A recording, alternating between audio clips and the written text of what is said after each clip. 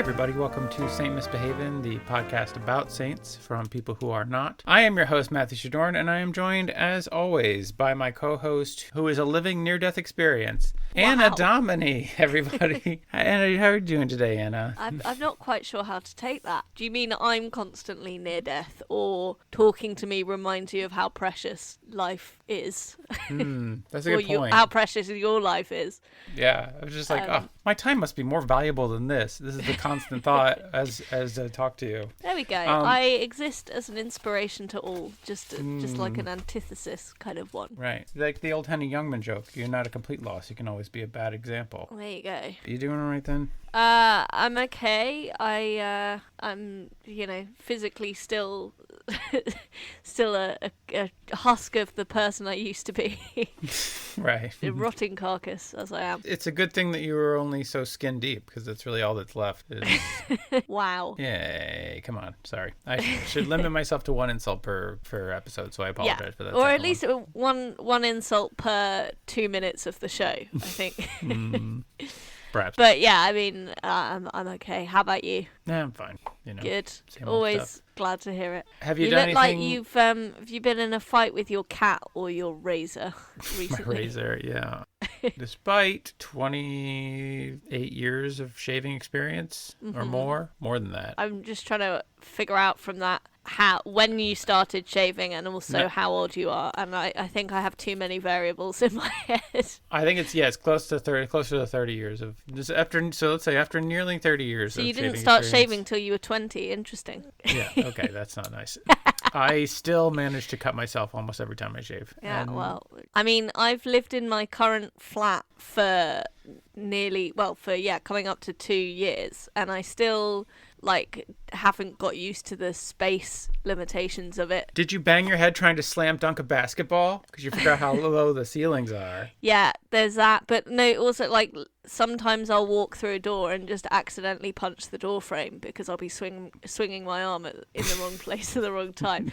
And Danny's like, they don't move. They've been here the whole time. How much are your arms moving? This is more the question I have. It's just like, how wildly are you swinging your arms? Not very much. It's just the lack of power coordination walking between from room where to room. I think I am. Yeah, that's probably it. I just have too much of a sense of purpose. Yeah.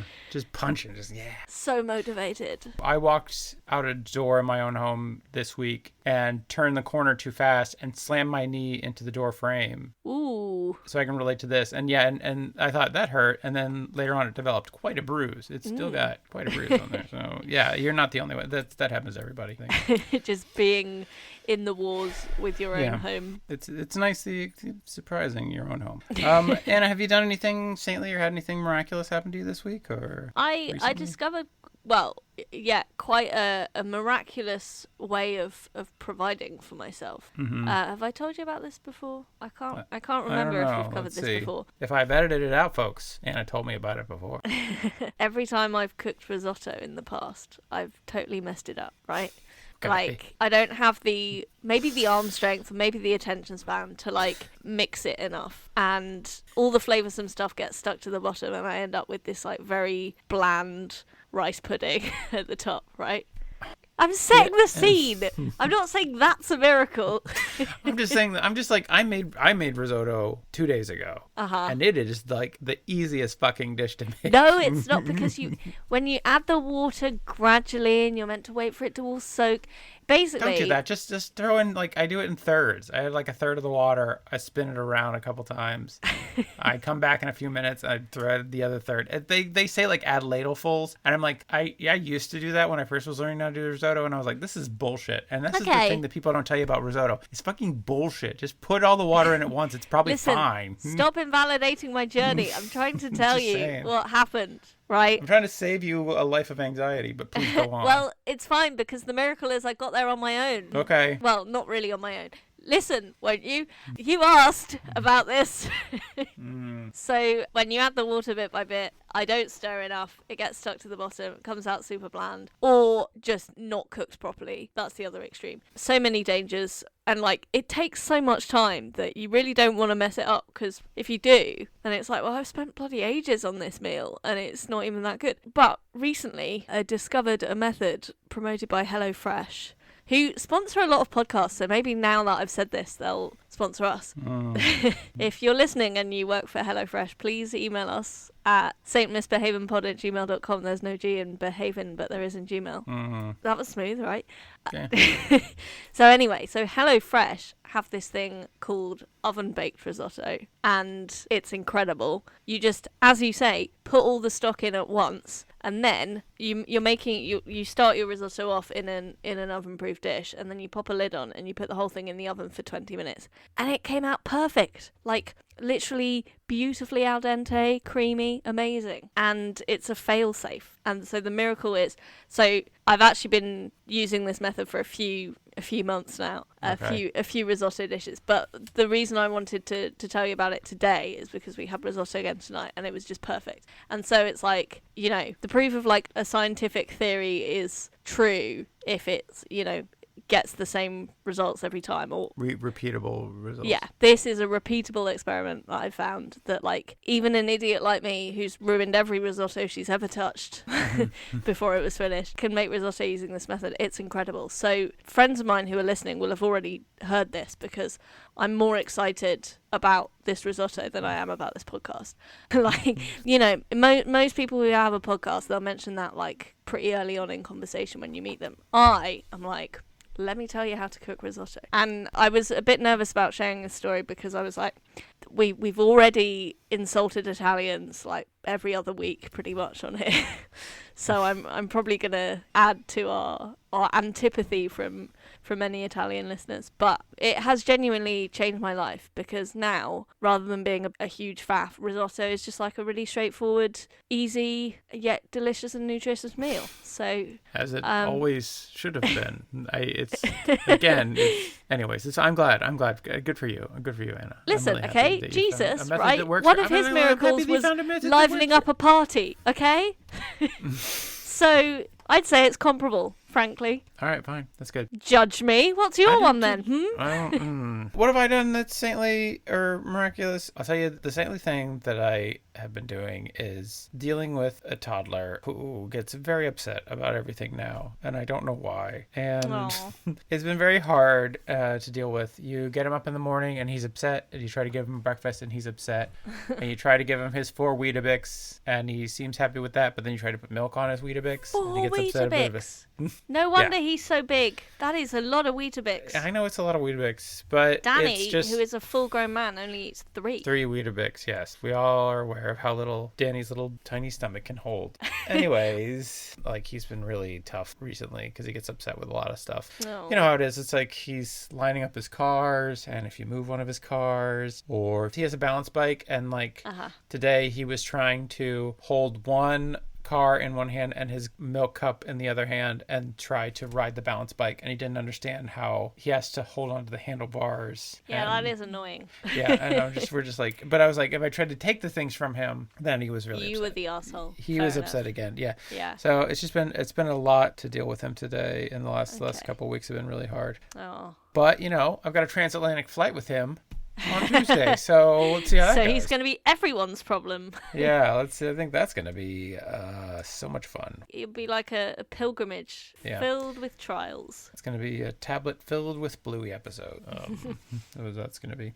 So that's the saintly suffering that I've undergone. I've been undergoing. So yeah, but you know, this is the ascetic life that I've chosen. Clearly, yeah. And you know, you have to deal with it because you are the stay-at-home parent. So it is, yeah. It's your particular martyrdom. So he's a lot, he's been a lot recently, but I'm sure he'll get better. It's fine. He's just got a lot of emotions and feelings that he doesn't know how to express, you know. So we just need to work on that. Mm-hmm.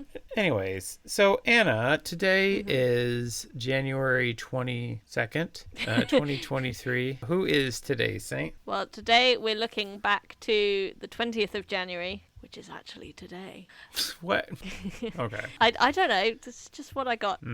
Today's saint is Saint Sebastian. Have you heard of him? Yes. Well, I've heard of Saint Sebastian.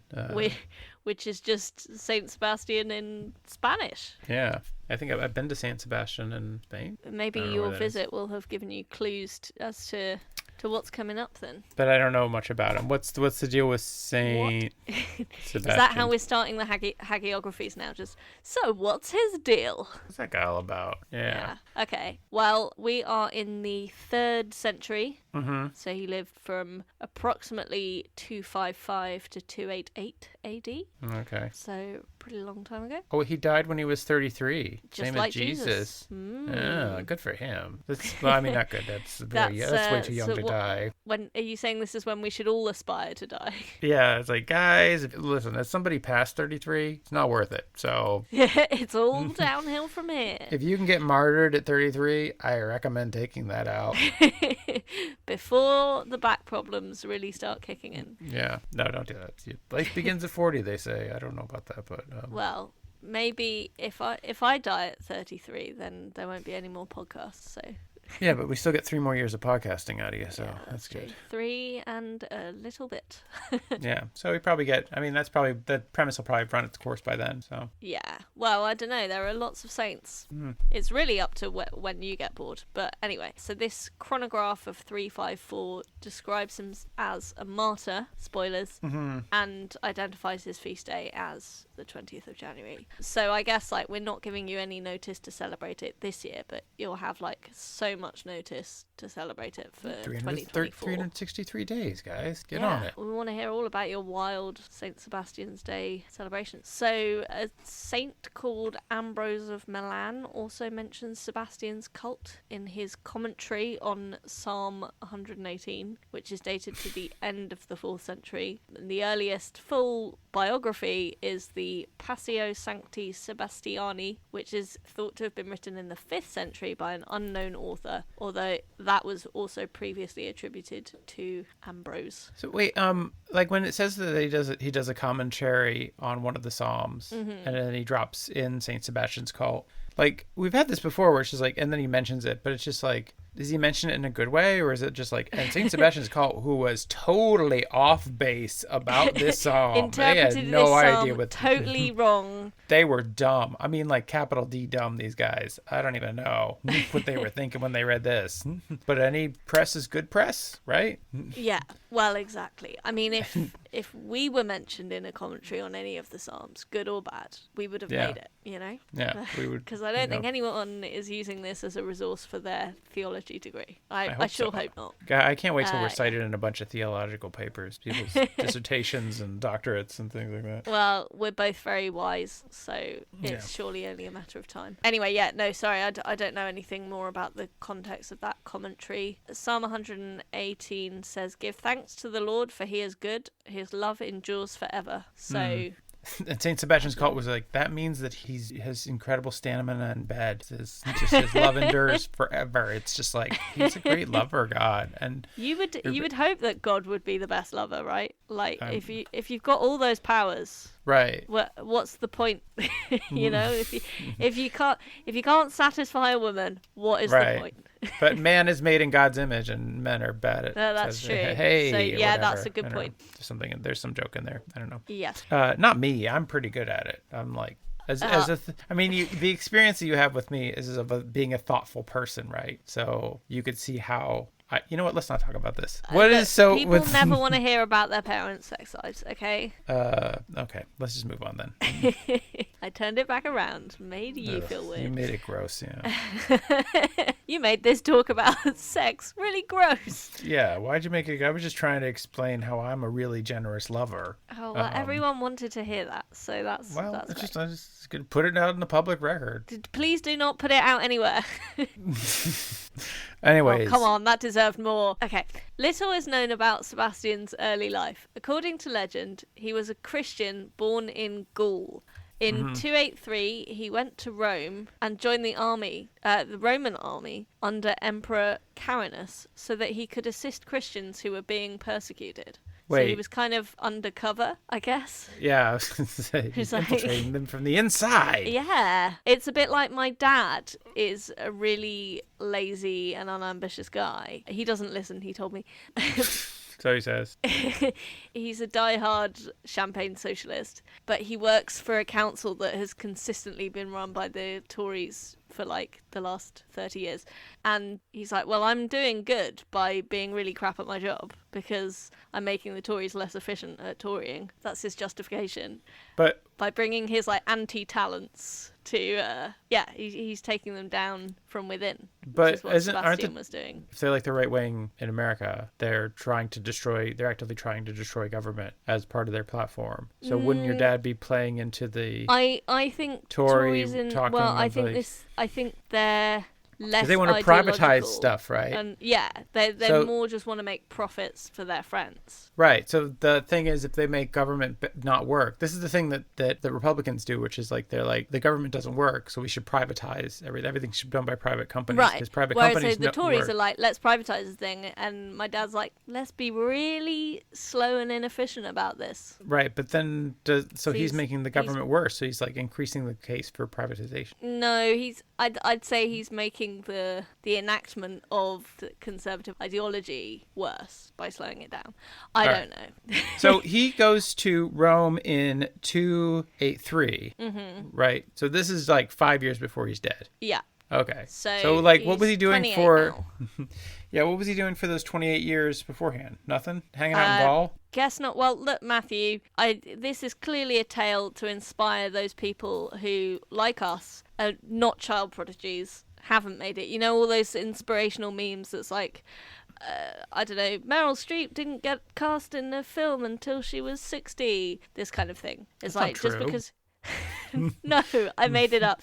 But like Ricky Gervais didn't get the office till he was 40. Yes. That's a bad example, but yeah. That's a bad example because he sucks. I mean, the J.K. Rowling is also often used as a classic example, but I didn't want to say her because she sucks This is too. like, this is getting worse and worse. Like, Hitler didn't run Germany until he was 50 years old. Like, what? Yeah, inspiration is everywhere. Take it where you can get it. Well, not much is known about his early life. He didn't do anything before he was 28. Listen, All right, I haven't done anything, and I'm nearly 30, as you said. And Right, what have you done? Our biographies would be equally thin at this point. Exactly. So that's fine. Exactly. All right. So he joins the Roman Legion as an undercover guy. Undercover Christians. Undercover Christian. Yeah. Secret, taking Holy Communion on the sly. Yeah. So he's in the lion's den. He is. As it were. Sebastian in the lion's den. Well, no, I guess he's not in the lion's den because that's where they threw Christians. Right, as but he's part of the persecution. Right, he's part of the underground. He's like secret double agent. Mm-hmm. Yeah. During this time, he kept his own Christian faith hidden. In 284, Diocletian became emperor. Boo, Diocletian.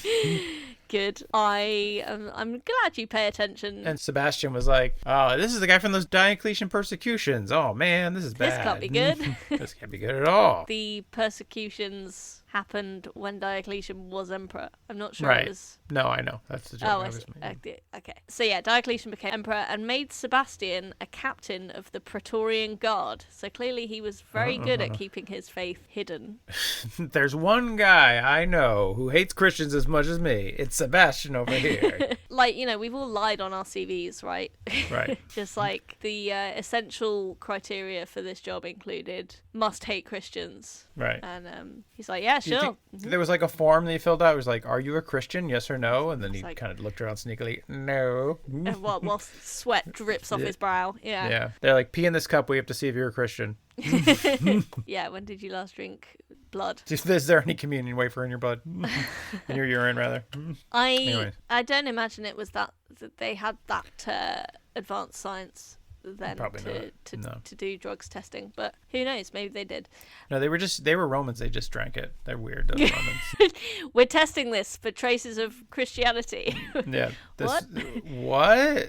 Are you sure? Like, yes. Don't worry about it. Apparently, there was like the science of looking at people's urine used to be really big. Like, at least in the Middle Ages. I don't know if this is like in Right. Rome, but it was just like there were people who were really like into examining people's urine and like could theoretically diagnose a massive amount of stuff just from like sight and smell and like, I don't know. Like wine taste.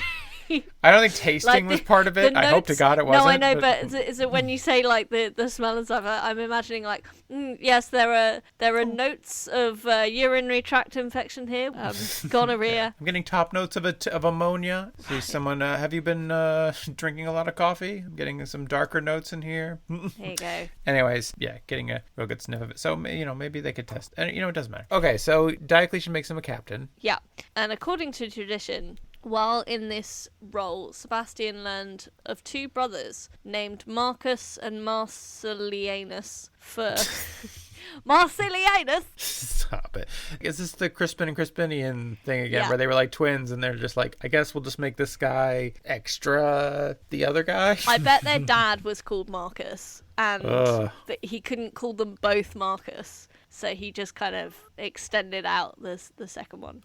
Some people are silly. That's a silly way to name your kids. Don't do it, folks. Is it? Because, I mean... if you have too many kids and you can't tell them apart, if they're all called the same name, you're not going to hurt their feelings. I think if you had a lot of kids, having them all have the same name would ultimately make it more difficult to keep them straight. Well, it depends how strict you're being, because you could say that, if your philosophy as a parent is to essentially be a dictator, erasing their sense of individualism will probably help have like crowd control, What a great way to raise kids.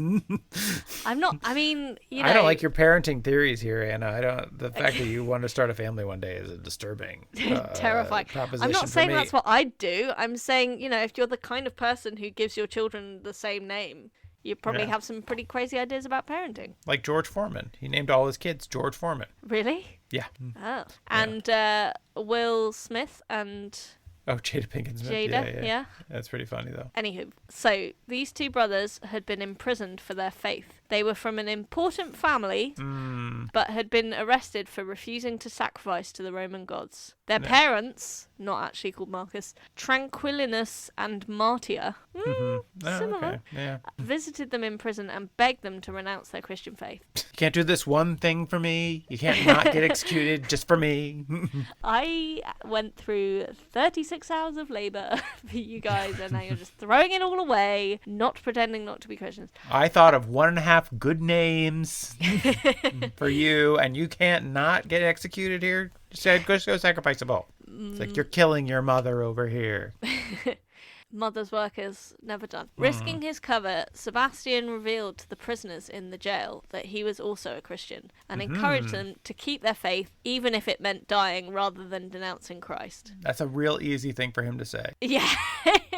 Guys, I'm a Christian too, but I'm hiding it. But you shouldn't hide it. You should just die. But since they already know you're a Christian, I don't think there's any reason for, you to not continue to be a Christian. I don't know. And if you could keep this conversation very quiet, that would really help me. Using this information to get yourself off these charges, it might be very tempting to you, because I imagine that the Romans would like to know that there are highly placed Christians within their organization. But please don't. But also, do go ahead and get killed here. I think that's the best make me an thing offer for I everybody. can't refuse. Yeah. It also is weird, isn't it? Because it sort of makes the whole thing sound like a death cult.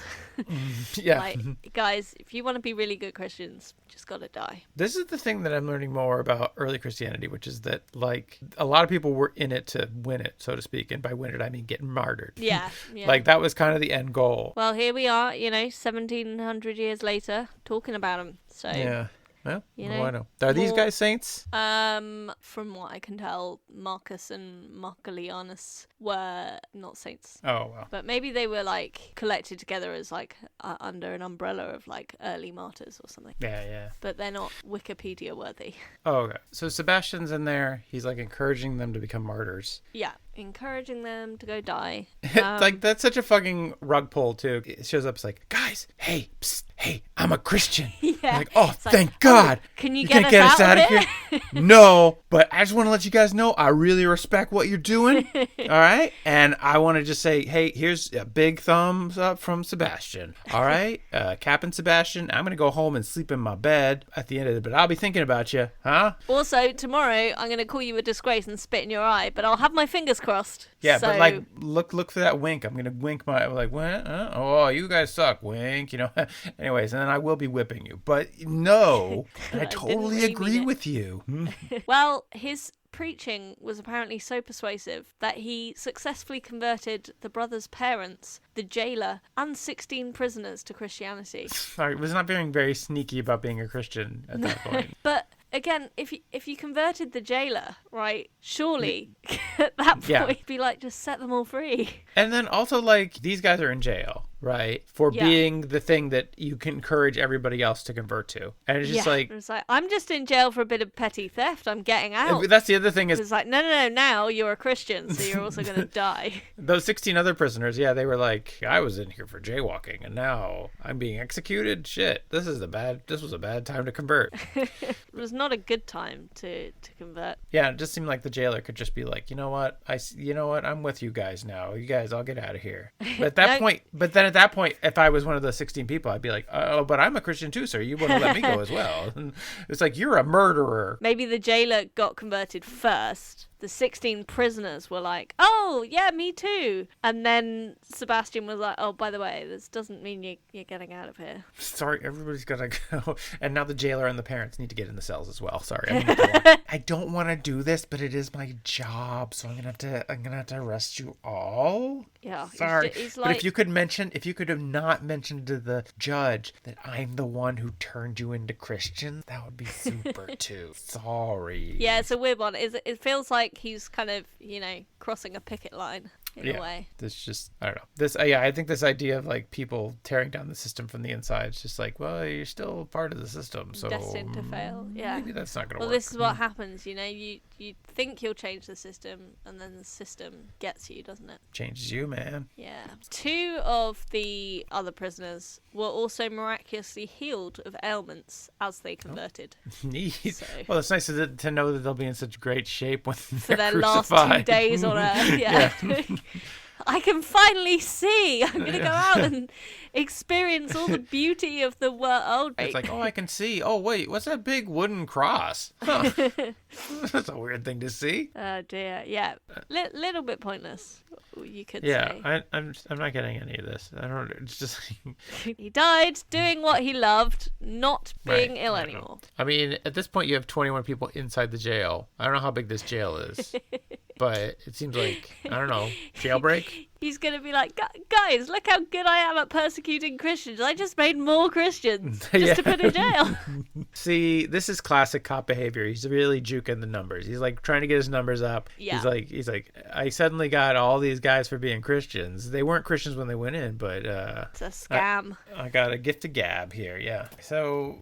He leaves these people to their fate then? Is he just leaves these people to their fate? Just kind of... Pass. All right, so what happens next? Okay. One of the converts was a woman called Zoe, the wife of Nicostratus, in whose house Marcus and Marcellinus were imprisoned. Okay, so it wasn't a jail, it was a house. It was a house. Then why was there a jailer there? Wait, or Zoe the jailer? I don't think women had jobs back then. I don't know. No, that sounds crazy. Romans, I don't know.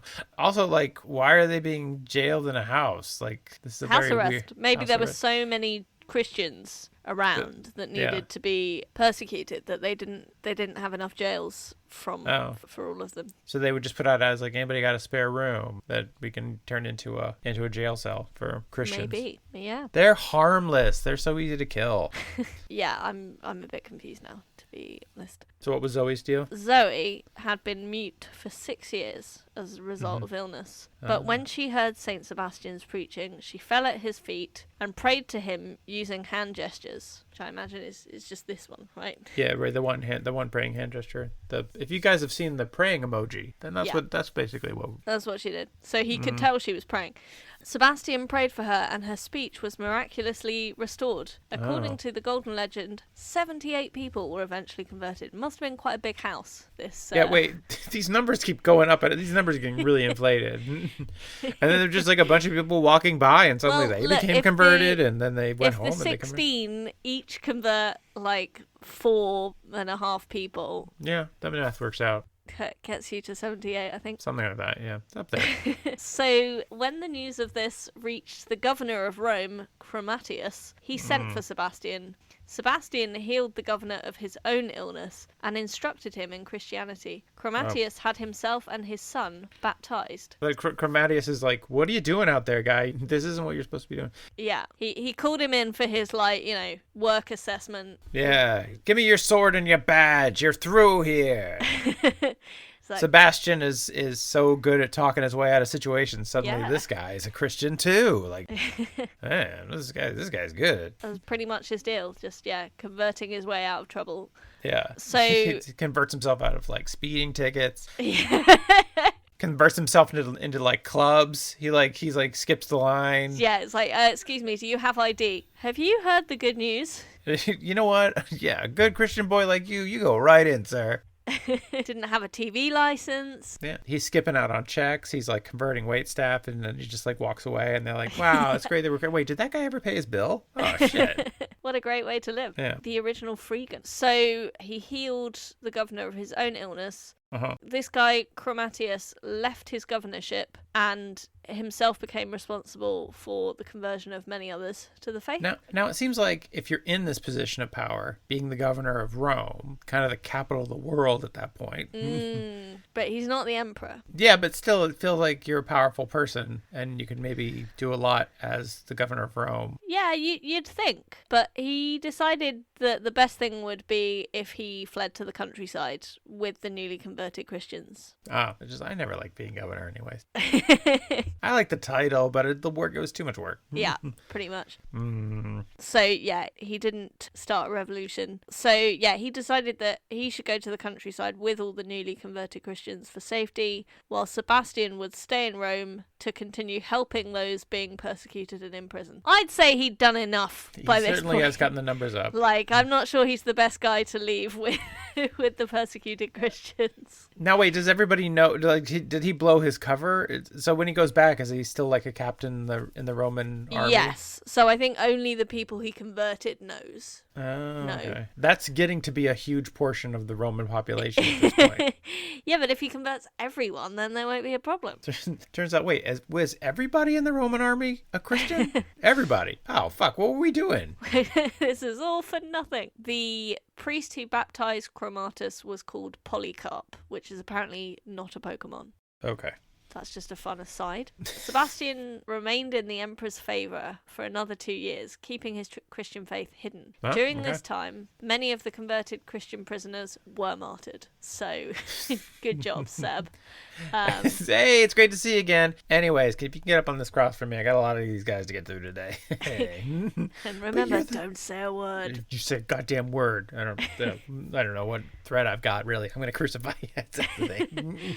I don't want to do it. I'm really sorry for basically putting you in this situation, but I hope you enjoyed it while you were a Christian. We had a good run, right? Yeah. I mean, at this point, 2 years maybe max. I mean, again, this is very like he's gone so deep undercover. He's forgotten that he's actually his original mission. Yeah, definitely. So. Chromatus's son Tibertius was forced to walk barefoot across hot coals when he refused to sacrifice to the pagan gods, and he was then decapitated. Yeah, so, that's usually how that goes. Yeah. It's like, let's do some kind of fun torture, but then in the end, let's just cut his head off. Yeah, it's like, when you're being forced to walk barefoot across hot coals, that, what comes next isn't, a massage. Yeah, it's not like if you get to the end of the hot coals, it's like you're free to go.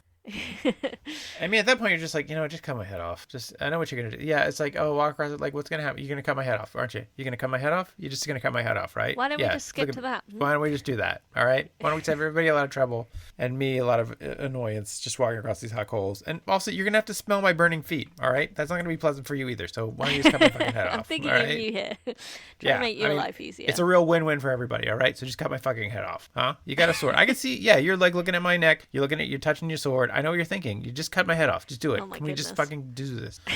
God, fucking assholes. Fine. Okay, so you relate a lot to this guy, Tibertius. Tranquillinus. Tranquillinus? Yeah, him. Mark and Markstad. Yeah. Was stoned to death, and his sons, Mark and Mark, were tied to a pillar and pierced with spears. Oh. Those are all bad ways to go. Yeah. So thanks a lot, Sebastian. Again, they're like, just cut my head off. Fucking everybody's just like, look, just do that. Yeah. In 286, Diocletian discovered that Sebastian was a Christian. His cover was blown. How come everybody you meet is a Christian? I don't know. It's so weird, right? Yeah. I don't know what he did to finally let the cat out the bag. Yeah. I like to think that Diocletian's trying to investigate this personally. And he's like, I need a good right hand. Sebastian, you were with me the whole time. Just like, wait, what? Well, yeah. And then every time they find a Christian, Sebastian's just in the background like, don't say it's me. Doing that gesture where it's like the hand moving across the throat. Just shh and do the mouth zipper. Just Yeah. like, don't tell him it was me who gave you the Christianity.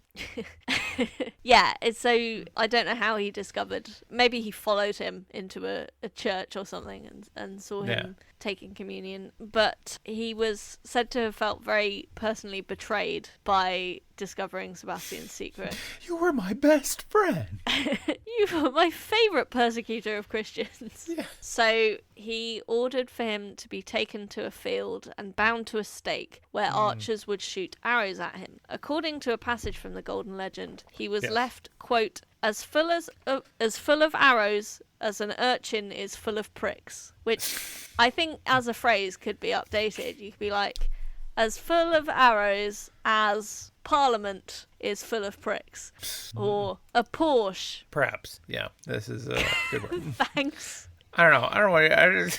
It just seemed like a fun phrase to me. Yeah. It's full of an urchin is full of prick. Yeah, so he got a lot of arrows in him. I do remember Saint Sebastian because if you go to Spain in the Prado, there's like 1 million paintings of Saint Sebastian, and it's all this. He looks like he's doing a hedgehog impression. Yeah, he's just got a lot of arrows just sticking out of him. It's always just it seems like it's a good excuse to draw a handsome young man tied to a stake. Interesting. And then every once in a while, like a bishop comes along and it's like, hey, you better put some arrows in it. I guess they're Spanish, whatever. But like, he's like, you better put some arrows in that. Spaniards that you see all the time. You know, they ship them in. But he's just like, if you don't put some arrows in that, it's a mortal sin. He's like, fine, I'll put some arrows in, but really I just want to look at a hot dude tied to a stake. Well, it's interesting you should bring that up because religious imagery of Saint Sebastian has often been adopted by the LGBTQ plus community, partly due to the perceived eroticism of depictions of his martyrdom from the Renaissance period. So, you know, being pierced with a spear, we all know what that means. And Oscar Wilde.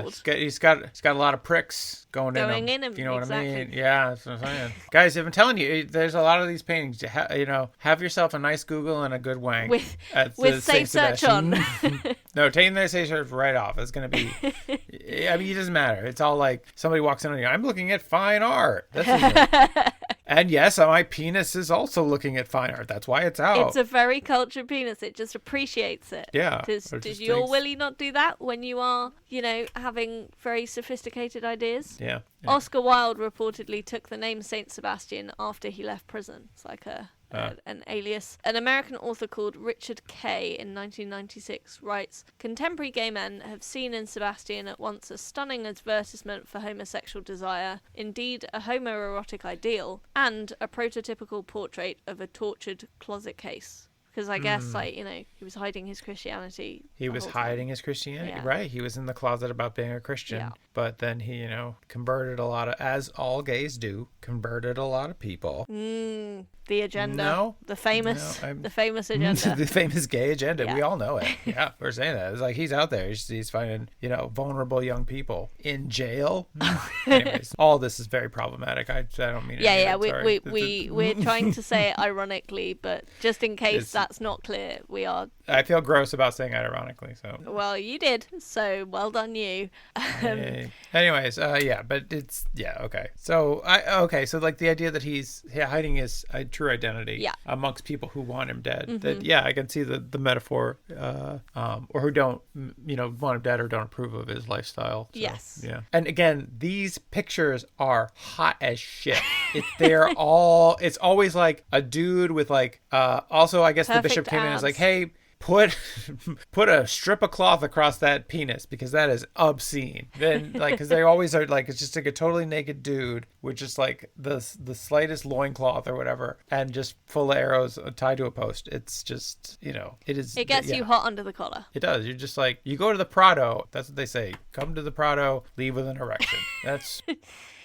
So many pictures of Saint Sebastian at the Come Prado. for the art. Well, actually, that just works as a phrase. Yeah, come for the art. Anyway. That explains all the little wanking alcoves they have at the Prado. Oh my There's just, goodness. little- Matthew, there's those are crypts. Oh my God. That was an Anish Kapoor installation. Anyways, all right, sorry. What was the blackest black in there? Anyways. So he was all pierced, loads of Yeah. holes, and onlookers, probably you would argue sensibly, assumed that he was dead. Yeah, I mean, he looks good in the pictures, but if I saw a real person in real life getting shot with that many arrows, I'd be like, well, that guy's You'd be dead. like, there's no point trying to help him. Yeah, He I'd looks be like, beyond, well, that's too far beyond gone. help. How many arrows is we could, I mean, 2 arrows, 3 arrows maybe, but that guy's got like 10 arrows. At It's least. too many arrows. That night, a Christian woman... I've never seen a man take so many pricks. All right, never mind. Sorry. All right, that's bad. Go on. That night, a Christian woman named Irene came to take his body and bury it, but found him miraculously alive. There's a part 2. honestly, is it good to be alive at that point with that many arrows in you? Well, for Sebastian, yes, because Irene took him to her house, cared for him until he was fully healed. Oh, okay. So, worth it. Okay. She herself would be martyred 2 years later. Oh. Yay for her. Sorry.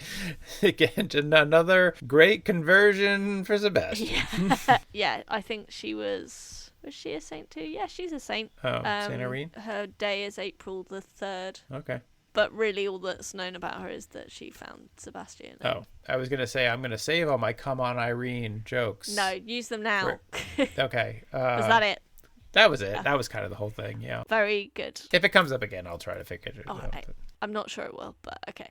Okay. So, what did Sebastian do with his one wild and precious life that had just been, clawed back from the brink of losing it? I mean, he's had like the ultimate near-death experience, and it does seem like, wow, if I might, you might take it easy for a while, and just kind of, lay low and maybe live in secret in the country or something. This is why you're not a saint, because Sebastian went straight to Diocletian to confront him about his persecution of Christians. Excuse me. Hey man, why did you do that? Why did you fill me full of arrows? I thought we were friends. Hey, you know what's not cool, Diocletian? Is shooting somebody with a bunch of arrows. I'm telling you the truth you need to hear, all right, as your friend. You might not think we're friends anymore, but I think you need to hear some hard truth. The emperor was shocked to find Sebastian alive, naturally. A ghost! He jumped up on the back of his throne. It's a ghost! But he recovered enough to give the order for Sebastian to be beaten to death. Ah. So he was angered by the reproaches that Sebastian had uttered, Right. and so ordered for him to be beaten to death with cudgels and then his body to be thrown into a sewer so that Christians couldn't bury it because it would be too rough. stinky, I guess. It's like, hey, what you're doing to Christians is wrong, buddy. And he's like, counterpoint, beat him to death, boys. Then cover him in poo. Throw him into stinky pile. Should we cut his head off? We really should just cut all their heads off. Let's not cut his head off just in case he's not dead, and then he'll have to smell the poo. Yeah, I want his head Really attached there. so that he smells the poop. And also we get some of it in his mouth. Oh, gross. However, he appeared to a holy woman named Lucina. Oh, sorry. Skipped a sentence. Quite important. This time, Sebastian did die. He did die. Yeah. Okay. Wait, then how come every picture of Saint Sebastian is like the martyrdom of Saint Sebastian and it's him with the arrows? There's Which never a wasn't martyrdom actually what killed him. of Yeah. Saint Sebastian with his like, Well, 'cause I but, guess, like- floating face down in an open sewer, Yeah, I guess that's, well, it's just not as erotic art. No, it's not. You're yeah. not- Yeah. That's fair. But he appeared to a holy woman named Lucina, guess in a dream, and told her that his body was hanging on a hook in the sewers. He asked her to wash it and bury it at the catacombs of Calixtus with the apostles. She and her servants... Wait, what? Like, number one, there's sewer hooks? What? Yeah. Why are there these sewer hooks? I don't know what they were. I mean, Romans did have, like, sophisticated plumbing, didn't they? So What? I don't know what the How is a hook hooks would- sophisticated? well, maybe it was... I don't know, for hanging up some kind of cable that did something. I'm not a plumber. That's where you hang your toga when you go down to work in the sewers. You're like, I don't want to get poo on my toga, so I'll hang it on this hook. So this is my favorite and only toga. Yeah. Okay. And then so he appears to this lady who, I don't know, like, this is the worst vision from God ever. It's like, hey, Go and collect my corpse from the poo. Finally, a vision from beyond, from the Lord himself. Lord, demand of me what you wish. I am your servant. Great. I'll do whatever you want. I need you to go retrieve a dead body. Okay. It's in a sewer. Okay. Can I bring my servants? Yeah. Do I have to do this personally, or can I send people? Oh, I'm just gonna send some servants. Thanks. No, she went with her servants. All right. And retrieved the body. When it says she went with her servants, she's standing at the top of a manhole, like, do you see it? You're doing great. Yeah, grab them and just kind of bring them up. Yeah, just somebody throw a rope down. Like, well, because I imagine if it's like hanging on a hook, like dead bodies, famously even sleeping people, are just very heavy to move around. So if it's like hanging up above arm height, I mean, you know, see, that maybe not a feat to you because you have such an enormous toddler that you cart around all the time. But this seems to imply that he like got snagged in the flow of sewage. Like somehow there's like some, like, you know, just like a sharp edge or something, and he's kind of just like got wedged between two like loose stones, and is like became like a fatberg. Yeah, exactly. Yeah, clogging up the sewer. That's the thing, right? Well, you know, Diocletian, famous for persecuting lots of Christians, right? So like clearly maybe this became a problem.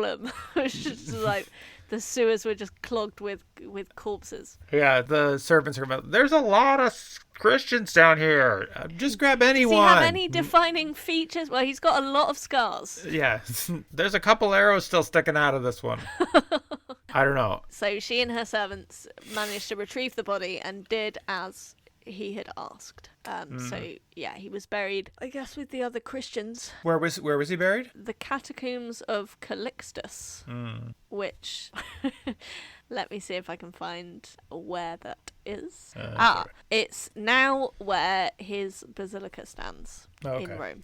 Okay. Well, good for him. I think Saint Sebastian beyond the walls is the basilica name. Beyond Thunderdome. Is Saint Sebastian beyond Thunderdome? I don't know. Beyond the curtain. Yeah. Right? Mm-hmm. Is that a phrase for being dead? No. Beyond the veil. Beyond the veil is the phrase you're looking for. Right. All right. So curtain is just a more, common textile, I guess. So does do all his relics stay in this spot then? Well, they are said to be housed in a different basilica, the Basilica Apostolorum, which was built by a guy called Pope Damascus I in 367 on the site of an apparent tomb of Saints Peter and Paul. Oh, okay. So I guess it's like, your martyrdom was so good, we're going to put you with some better known saints. It's like a posthumous promotion. I guess so. But then his basilica is in a different... Why didn't they just leave him in the basilica that was his name for him? Well, so that was built at the site as well. My geography on this one is not super clear. So I guess it was this church was like rebuilt in the 17th century. Oh, okay. And renamed to Saint Sebastian. So, which is weird because you'd think that St. Peter and Paul, if they were buried there, they'd be like the headliners, right? Yeah. But. Yeah. Who knows the story of their relics, because we're not focusing on them right now. Right. There's plenty of stuff for them. Yeah. So that's where he was initially buried. According to various 9th century sources, Sebastian's remains were given to Hildwin, the abbot of St. Denis, by Pope Eugenius II. Okay. The body was placed in St. Medard Abbey at Soissons, which I'm guessing is in France, in 826. Is that near where he was from? Because he was from Gaul, which is ancient France, well remembered. Someone is paying attention. Thank you. Well done. I think I've got about an hour of attention span, so... Perfect. During the 10th century... Sebastian's cranium was brought to Ebersberg in Germany, and a Benedictine abbey was founded there and became one of southern Germany's most significant pilgrimage sites.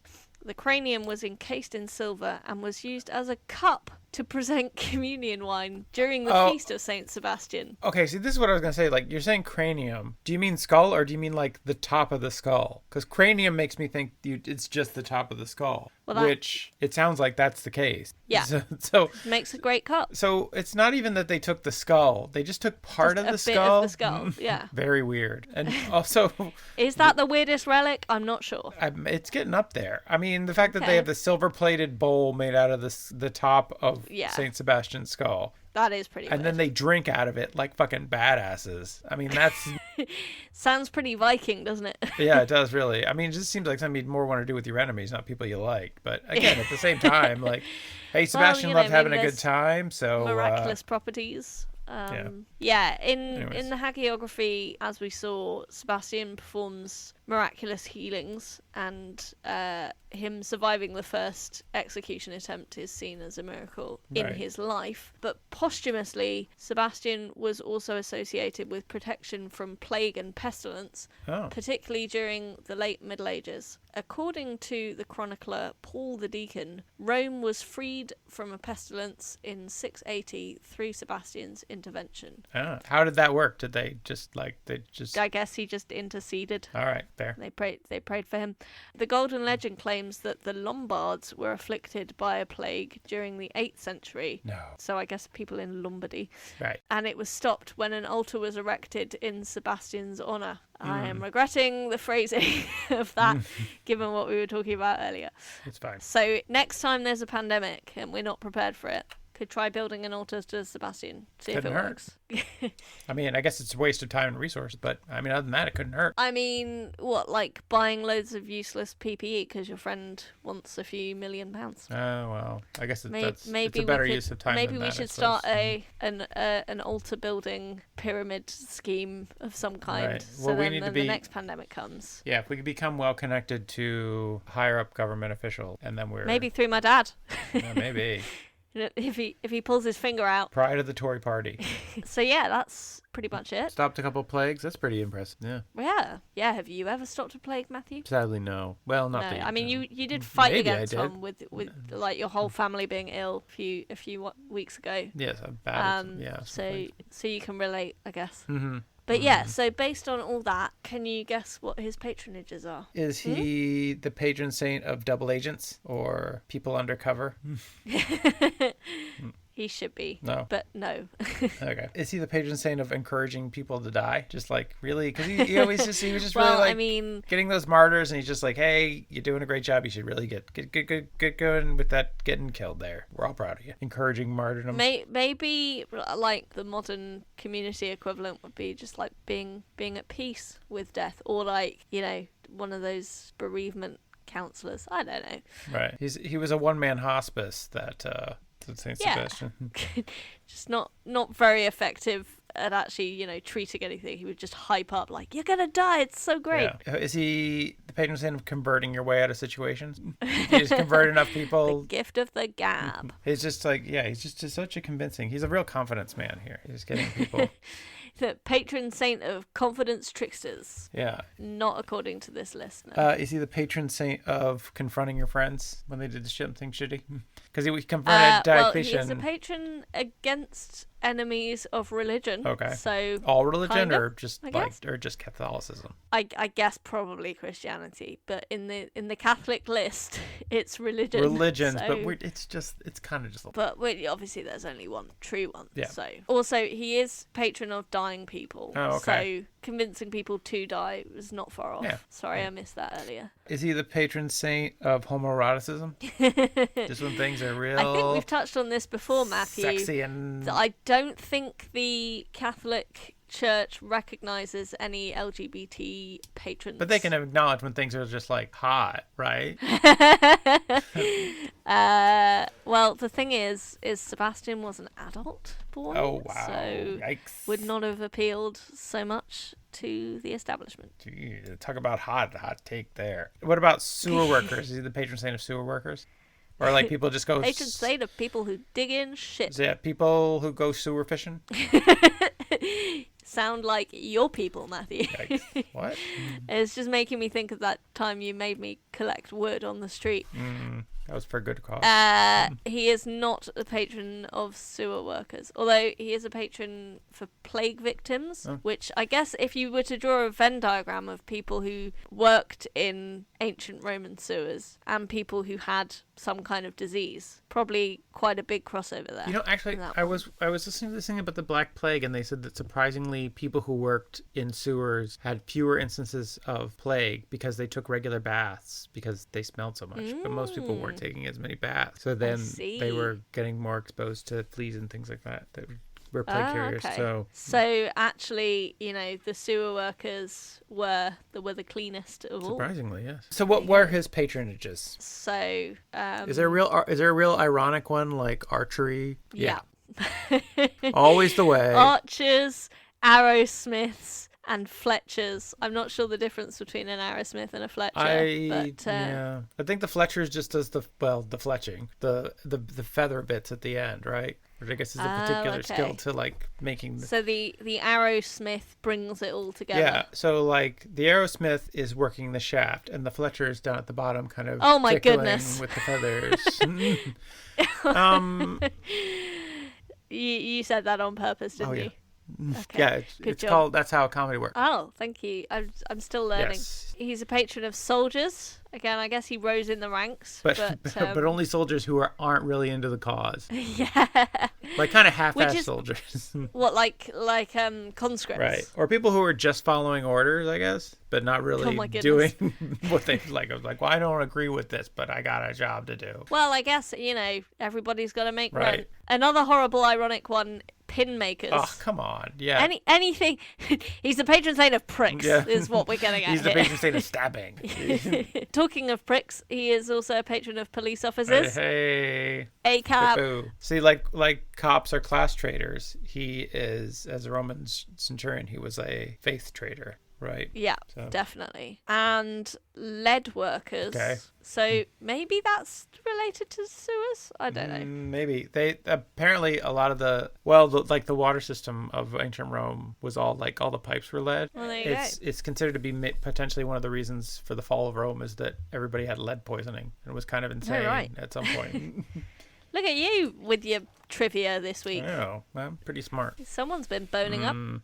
Speaking of boning up, Sebastian.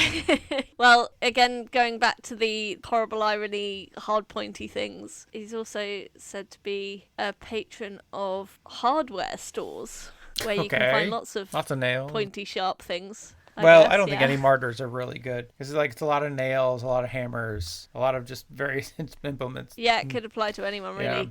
Yeah. Like, you know, maybe Jesus is a patron of carpenters. Yeah. Saint Sebastian's there in one of those, like, aprons that they have at the store. Just like, can I help you find anything? No? Okay. Well, I'm here. If you're looking for me, I'm the guy with the arrow pointing... Not in me, but anyways, yeah.